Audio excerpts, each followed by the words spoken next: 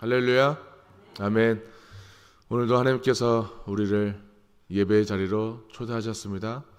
그 예배의 자리에 오신, 천국 잔치에 오신 모든 성도님들께 하나님의 은혜와 평강이 넘치기를 축원합니다.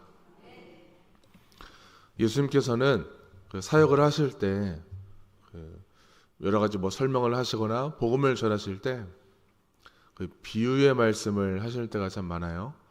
비유를 하신다는 것은 잘 알아듣게 하려고 하시는 방법 중에 하나입니다. 또한 그 듣는 대상들을 상징하는 이 비유의 이야기를 할 때가 많아요. 그만큼 예수님은 어떤 의도를 가지고 비유를 하시는 거죠.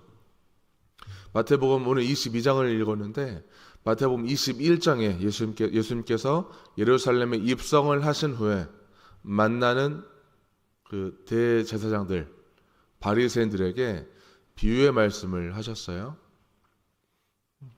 21장에 두 번에 걸쳐서 비유의 말씀을 하시는데 하나는 두 아들의 비유를 하셨고 두 번째는 포도원의 비유를 말씀을 하세요. 의도를 가지고 말씀하신 거예요. 오늘 본문도 세 번째 비유의 말씀을 하십니다. 천국은 마치 아들을 위해서 잔치를 베푼 임금과 같다 라고 말씀을 하면서 시작을 하십니다.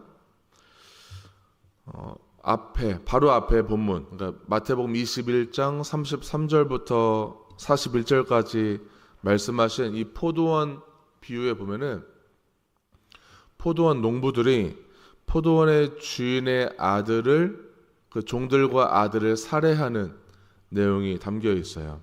그 농부들은 악한 종교 지도자들을 상징하는 비유였어요. 예수님 앞에 다가온 종교 지도자들, 대제사장들과 바리새인들을 향해서 말한 거였어요.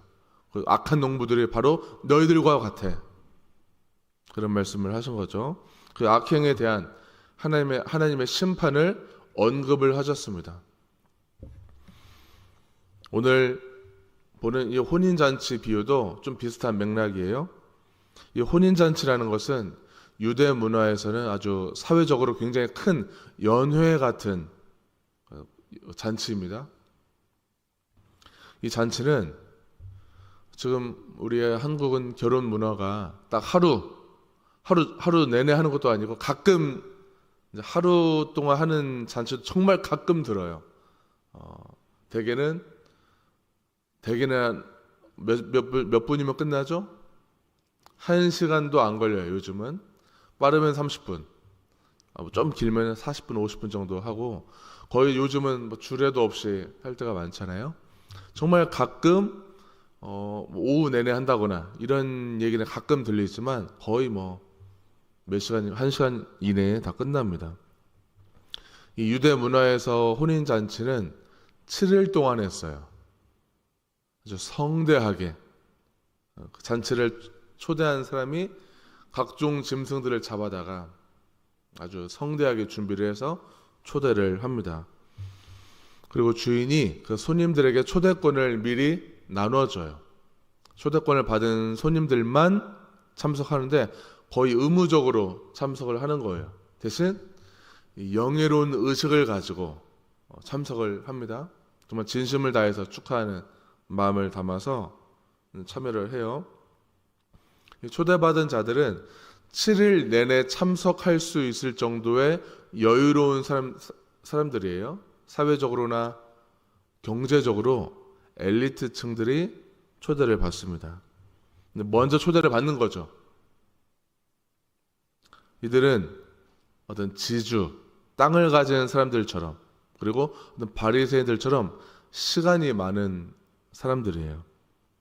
그러니까 혼인잔치는 아무나 초대받을 수 있는 것이 아니라 이 엘리트층들만 초대를 받는 거죠. 매일 일을 해야 하는 품꾼들, 소장농들은 참석을 할 수가 없어요. 그런데 오늘 비유에 보니까 초대받은 자들이 잔치에 오지 않아요. 이건 단순한 거부가 아니라 의도적인 거부를 하는 거예요. 무관심을 보이는 거죠. 이거는 다른 말로 하면은 교만의 문제이기도 하고 우선순위의 문제를 비유를 통해서 드러내고 있어요. 임금은 그 초대를 거부한 사람들에게 다시 초대를 합니다.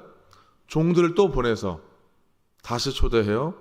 그들은 더 적극적으로 거부를 합니다. 각자 자기 밭을 살피러 가고 자기 장사하러 가요. 남은 자들은 그 자기를 다시 초대하러 온 그 종들을 모욕하고 죽여버려요. 바로 앞에 있었던 그 포도원 비유와 연결되는 거예요. 포도원 농부들이 포도원 주인의 종들과 아들을 죽인 것과 연결되는 거죠. 자, 포도원 주인은 소작료를 받는 입장이에요. 그래서 종들을 보내는데 내 종들과 아들을 살해를 당했죠. 오늘 비유에 나온 임금은 잔치에 초대했는데 거부를 당하고 종들을 잃었어요. 비슷하죠.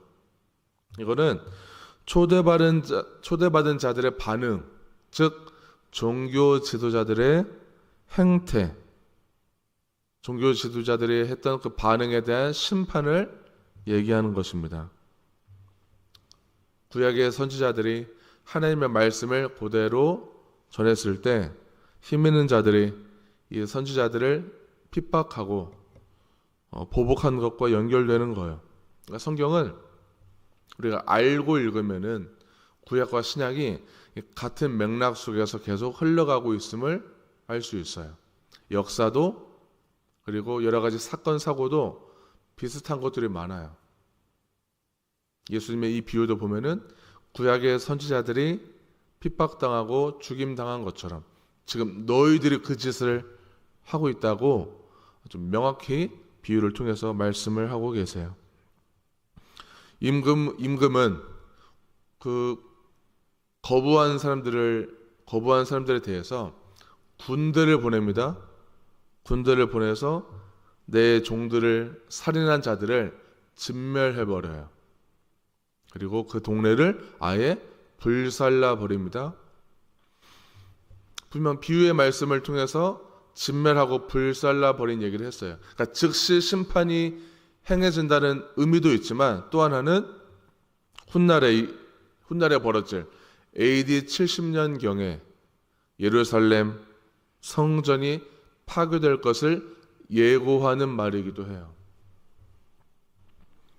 성을 파괴하고 마지막으로 하는 일이 성을 불살라 버리는 것. 아주 완벽한 심판을 얘기하는 거예요. 성전 파괴 예고도 하시지만 심판에 대해서 하실 때 대충 심판이 아니라 완벽하게 태워버리는 것입니다. 하나님께서는 이스라엘을 먼저 선택을 해서 천국으로 초대하셨지만 그들은 거절했어요. 먼저 초대받은 이들이 거절한 거예요. 그래서 마태복음 21장에 두 아들의 비유를 말씀하실 때 장남에게 포도원에 가서 일을 하라고 했는데 예 가겠습니다 하고 가지 않았어요. 둘째 아들은 싫어요 안 갈 거예요 하고 나중에 뉘우치고 갔어요. 누가 아버지의 뜻대로 행했느냐? 둘째 아들입니다. 맞다. 그것처럼 세리와 창녀들이 너희보다 먼저 하나님 나라에 들어갈 것이다. 아주 기분 나쁜 말을 해요. 종교 지도자들이 듣기에는 굉장히 불쾌한 말이죠. 우리가 먼저 하나님의 나라에 초대받았고 하나님께 선택받은 자들이라고 믿었건만 예수님은 전혀 반대로 오히려 자기들이 죄인이라고 취급했던 인간 취급도 안 했던 세리들과 창녀들이 먼저 하나님 나라에 들어간다고 하니까 굉장히 모욕적으로 들었을 거예요. 왜 그렇게 말했을까요? 세례 요한인 예수님보다 먼저 사역을 시작했어요. 예수님의 길을 닦는 일들을 했어요. 그 세례 요한이 먼저 옳은 길을 바른 길을 먼저 제시했는데 너희들은 받아들이지 않았어. 무시했지. 세례 요한을 핍박했고 죽였잖아. 그러나 그때 세리들과 창녀들은 그 복음을 먼저 받아들였기 때문에 먼저 하나님의 나라에 들어간 것이라고 비유를 통해서 말씀하신 거예요. 이것도 마찬가지예요. 그 악행을 저지른 너희들을 하나님께서는 반드시 심판하신다. 하나님께서 우리에게 초대하는 그 천국을 거부하고 순종하지 않으면 반드시 심판을 따르는 것을 얘기하시는 거예요.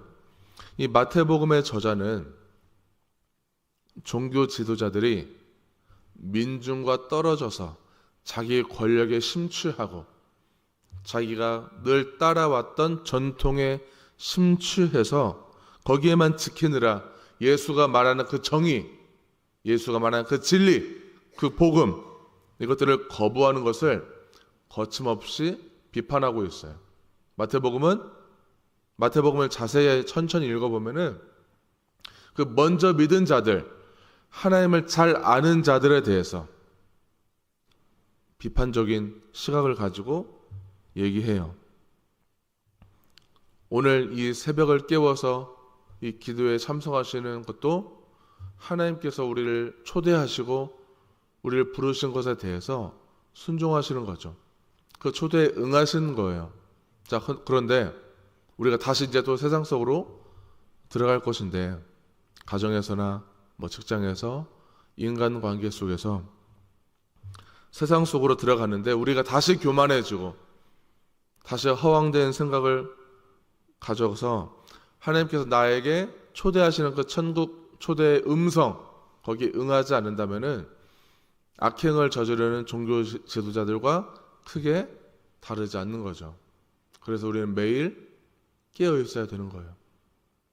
예배 드렸더라도 예배 이후의 삶, 세상 속에 들어갔을 때 그 세상 속에서 나의 삶이 늘 깨어 있어야 하나님이 지금 원하시는 것이 무엇인가 우리가 다시 기억하고 살 수가 있는 것입니다. 하나님께서는 오늘도 저와 성도님들을 계속 부르실 거예요. 누굴 만나든지 간에 그 속에서 하나님의 나라를 계속 부르실 거예요. 너의 말 한마디, 행동 하나하나가 하나님의 나라를 내가 지금 세워가고 있는가. 먼저 우리를 부르시겠죠. 먼저 우리 저와 성도님들을 천국으로 초대하십니다. 그리고 나를 통해서 다른 사람들이 하나님을 바라보도록, 하나님의 나라가 생각나도록, 너를 보니까 정말 하나님이 살아계시는구나 하는 그 천국 복음을 전할 수 있도록 우리를 부르실 거예요. 우리의 역할이 심상치 않겠죠? 우리의 말 한마디, 행동 하나하나는 정말 중요한 것입니다. 영향력 있는 자리예요. 우리 마음이 편안한 가운데 부르시기도 하지만 세상과 타협해야 되는 그 고민하는 자리 속에서도 우리를 부르실 거예요. 그 예민한 자리, 그 민감한 자리에서도 우리를 계속 부르실 거예요. 내가 지금 이것까지 해야 되나?